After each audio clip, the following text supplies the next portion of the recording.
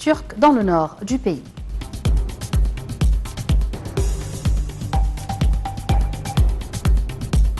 L'information en détail, l'autorité du contrôle administratif a affirmé que le président Abdel Fattah Sisi avait donné ses directives de publier la stratégie nationale de la lutte contre la corruption préparée par l'autorité. Ceci intervient dans le cadre de l'application des normes de transparence et d'intégrité qui facilitent l'accès aux données.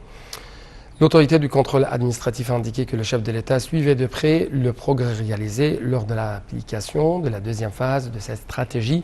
L'autorité a ajouté avoir publié une brochure simplifiée de cette deuxième phase qui comprenait un guide complet de sanctions en services gouvernementaux, l'activation du système de liaison numérique entre toutes les institutions de l'État.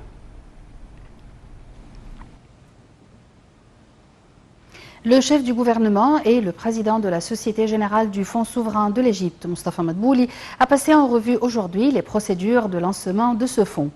Madbouli a examiné aussi les étapes nécessaires à l'activation du rôle de ce fonds, une des plus importantes formes de partenariat entre le gouvernement et le secteur privé.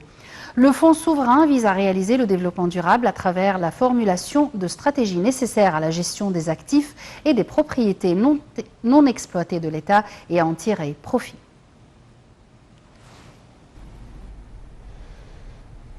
Le chef de la diplomatie égyptienne, M. Samah Choukri, a déclaré que le président Abdel Fattah Sisi avait une vision claire à l'égard des défis auxquels fait face l'Égypte. Choukri a ajouté que Sisi avait entrepris un éventail de réformes, surtout dans le domaine économique, des investissements, de l'énergie, en plus de la réduction du taux de chômage.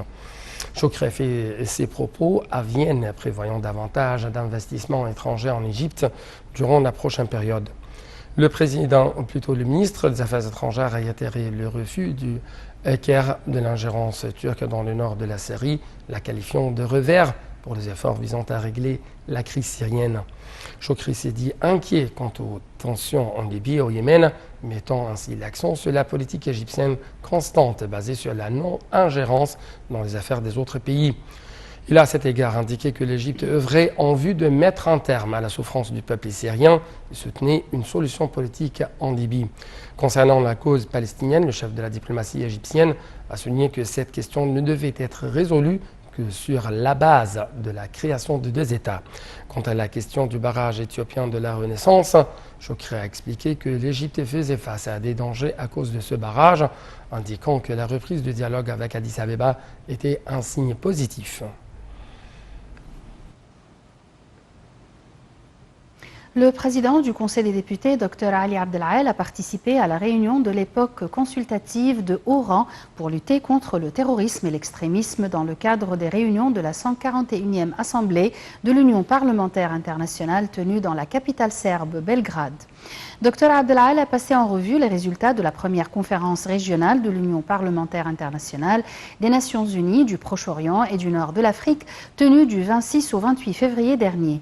La conférence intitulée « Le rôle des parlementaires pour affronter la menace des combattants terroristes étrangers et les défis associés » s'inscrit dans le cadre du programme conjoint pour la lutte contre le terrorisme et l'extrémisme.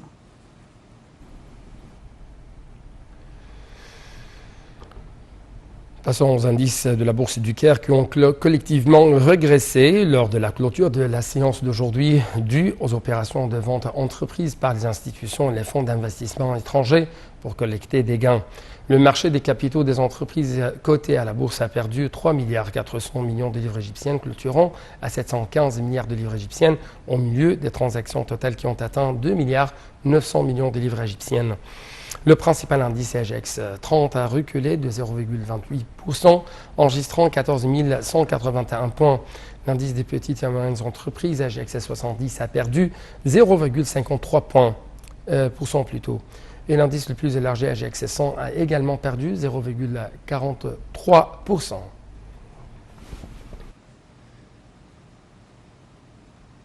Passons en Syrie où l'armée syrienne se rapproche aujourd'hui de la frontière avec la Turquie au lendemain de l'annonce d'un accord par les Kurdes contraints de se tourner vers Damas pour contenir l'offensive des forces turques dans le nord du pays.